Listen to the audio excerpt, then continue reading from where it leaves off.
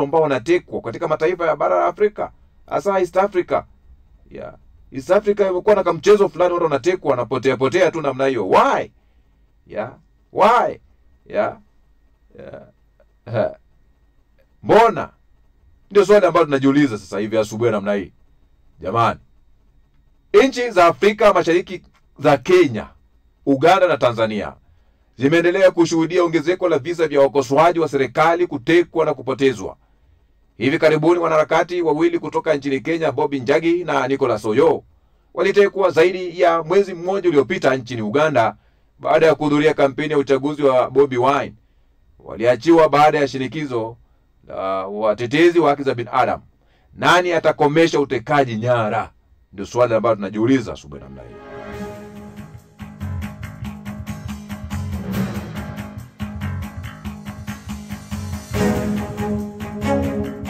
Karibu kwenye makala ya wimbi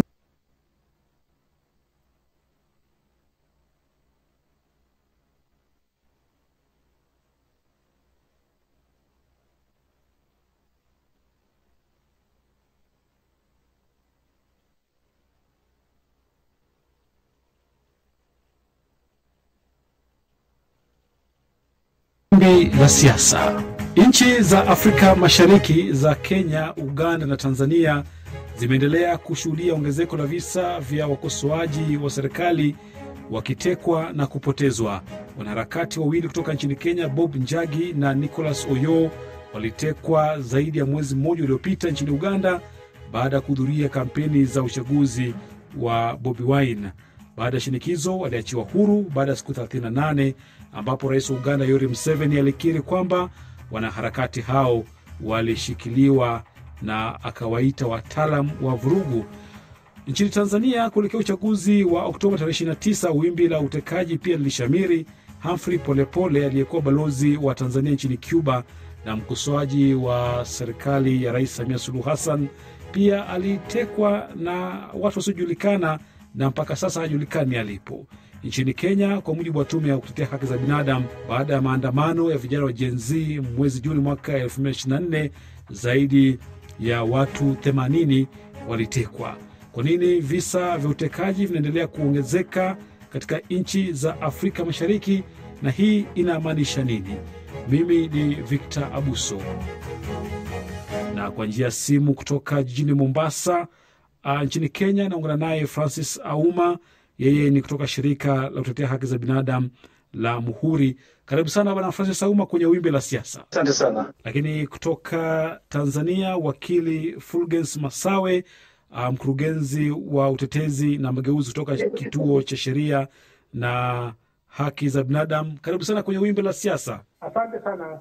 Wakili, kama unanipata vizuri, kwanza tupe tathmini ya hali ni mbaya kiasi gani nchini Tanzania, ambapo visa vya kutoka kwa watu vimekuwa vikiripotiwa mara kwa mara. Ni hali ambayo imekuwa ni ya wasiwasi, na ukiuliza kwa leo kwa Tanzania, eneo ambalo linaonekana ni wasiwasi kwa wananchi zaidi na kwa usalama wao, watakuambia ni utekaji na kupotezwa kwa watu.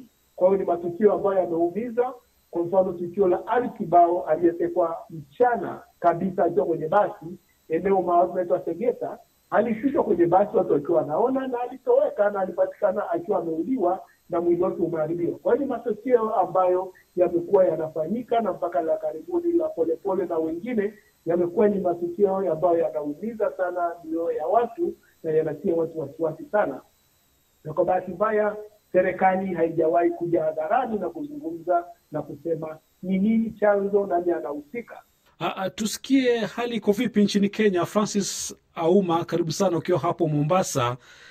Wakati Rais William Ruto akiingia madarakani, aliahidi kuhakikisha kwamba matukio yote ya utekaji yanakoma. Lakini unaweza ukasema kwamba hali imekuwa tofauti, na ni kwa nini? Naam, kwa hakika alipoingia madarakani Rais Ruto alisema kuwa mambo ya abduction ama watu kutekwa nyara na watu kuuliwa kiolela na vyombo vya dola imekwisha, lakini yote ni porojo. Ilikuwa ni siasa zake za uzi sindano, kushona na kufumua tu. Yeye kwa vile alikuwa excited kuwa anakuwa rais, mpaka wa leo tunaona mambo ni yale yale. Watu wanazidi kupotea, watu wanakuwa abducted, illegal rendition, watachukuliwa hapo kapelekwa nchi nyingine bila kufuata sheria. Kwa hivyo ni siasa zake tu, lakini yeye mwenyewe afuati sheria, na Wakenya wamepata shida sana chini ya uongozi wake. Kwa hivyo mambo haya bado yako, na tumeona kina Bob Njagi pia kule Uganda, mpaka watetezi wake za kibinadamu wapige kelele sana. Mwisho rais pia yule anasema yule Museveni kweli alikuwa nao akaweka kwa friji. Yote ni script. Tanzania tumeona mambo ni yale yale. Tumesikia huko Tanzania kwa mfano wakisema kwamba watu hawa wamechukuliwa na watu wasiojulikana, na mara nyingi polisi wamesikika pia wakisema hawana taarifa za watu hawa waliotekwa. Sasa labda katika tathmini yenu na kujaribu kufanya utafiti, labda mmebaini ni akina nani ambao huwa wanawateka hawa watu na huwa wanawekwa wapi? Tukienda kotini for habeas corpus, wanasema tujui huyu mtu yuko wapi. Baada ya pressure mingi sana labda ya public, mtu anajitokeza. Kama sasa tumeona mfano uliowahi ni ile ya Uganda, walisema hawajui kina Bob Njagi wako wapi, hawajui kina Nicholas wako wapi. Baadaye wanasema ndio tumeenda over kwa serikali ya Kenya.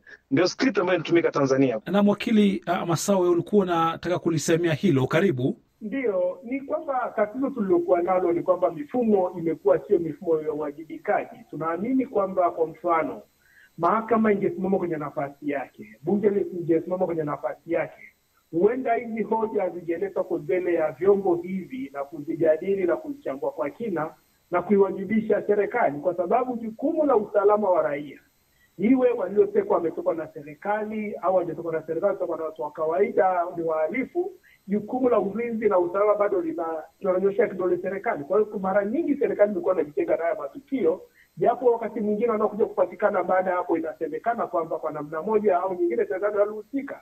Mtakumbuka suala la Boniface Mwangi na Agatha Atuhaire iliyotokea Tanzania. Ilikuwa ni tukio la kuogofya. Lilianza kama tukio la kukamatwa na polisi kwa kawaida, kuojiwa na mamlaka za uhamiaji, lakini baadaye ikawa ndio kutowekwa na kutafutwa, na baadaye wanakuja kuelezea madhila ya ajabu waliofanyiwa kwa muda ambao walikuwa wanatafutwa. Kwa hiyo ni silaha ambayo imetengenezwa na inatumika kuumiza na kudhalilisha utu wa binadamu. Unafikiri wakili, kwa tathmini yako ukiangalia labda hizi serikali za Kenya, Tanzania na Uganda zinashirikiana katika swala hili? Mfano tukio la Kizza Besigye, katika hali ya kawaida Kizza Besigye tunasema alitekwa akiwa Kenya, akajikuta yuko kwenye mikono ya dola nchini Uganda na kutumiwa kwa tuhuma za uhaini ambazo anaendelea nazo mahakamani. Kwa hiyo katika hali ya kawaida huwezi kuniambia kwamba serikali zilikuwa hazijashirikiana, lakini pia kulikuwa na tishio la kukamatwa na kutoweshwa kwa mwanaharakati aliyeko Kenya, Maria Sarungi. Kwa hiyo ukisema kwamba hakuna ushirikiano unaotokea kati ya hizi nchi za Afrika Mashariki, tutasema hapana. Francis Auma, sasa katika hali kama hii, nyie kama watetezi wa haki za binadamu, wewe umekuwa katika msura mbele sana nchini Kenya, hasa huko Mombasa. Nini sasa mnaweza mkafanya, kwa sababu wimbi hili bado linashamiri na inavyoonekana wakosoaji tu wa mamlaka ama watawala wataendelea kutekwa na watu wasiojulikana? Jambo kama haya tunazidocument, tunafatizia unyo kwa unyo, tunaangalia, tunaweka orodha. Tunajua kama si leo ni kesho, one day one time, lazima hapa mtu atakuwa accountable. Mimi nina imani pamoja wakereketwa na dunia nzima, siku moja mtu atapelekwa kizimbani.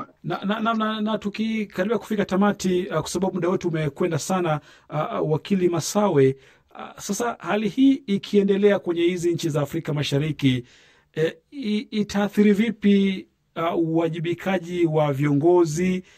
Kwa sababu katika demokrasia inatakiwa kwamba watawala wakosolewe na watu ambao wapo nje ya mamlaka. Kwanza, hali hii ikiendelea hivi italeta ukosefu wa utulivu na hofu ya usalama kwa wananchi wa kawaida. Lakini lazima tuangalie vyombo vya ndani namna gani vinasimama kupambana na kuwajibisha serikali pale matukio yanapotokea. Lakini pia tugeuzie jicho kwenye jamii ya kimataifa kwamba yanayotokea, kwamba kuna hizi jumuiya za kimataifa ambazo zina vyombo mbalimbali vinavyoangalia haya madhila ya utekwaji na upotezaji wa watu, ambapo waanze kuangaza jicho kwenye ukanda huu na kujua kinachotokea, na mwisho wa siku Hizi nchi ziwajibishwe, kwa sababu usalama wa raia na uhai wa mtu sio cha kuchezea kama kilivyo. Na wakati mwingine tunaona matendo yanafanyika kama viongozi watakaa kwenye madaraka milele. Ina maana kuna haja ya kufika mbele ya safari, tufike sehemu labda tuwavulie zile hadhi zao na wengine na wawajibishwe kama raia wa kawaida. Kwa hiyo nadhani ni swala ambalo lazima tuungane kama ukanda wa Afrika Mashariki na tuwajibishe wanaohusika, na tuangalie mifumo yetu inawajibika kwa mujibu wa sheria na sheria za kikanda, kwa sababu hata ule mkataba wa uanzishaji wa Jumuiya ya Afrika Mashariki unazungumzia kuhusu misingi ya haki za binadamu na utawala wa sheria. Utawala wa sheria hauruhusu utekaji, na utawala wa sheria hauruhusu kutoweka kwa mtu. Na kwa leo tuachie hapo kwenye makala ya Wimbi la Siasa. Asante sana wakili Fulgens Masawe, mkurugenzi wa utetezi na mageuzi kutoka Kituo cha Sheria na Haki za Binadamu nchini Tanzania. Asante sana. Asante sana na uwe na siku njema. Francis Auma, mwanaharakati wa haki za binadamu kutoka shirika la Muhuri Mombasa. Asante sana. Naam, shukran jazila, asante sana. Na kufikia hapo tunafika mwisho wa makala ya Wimbi la Siasa wiki hii. Hadi wiki ijayo, mimi ni Victor Abuso. Kwa heri.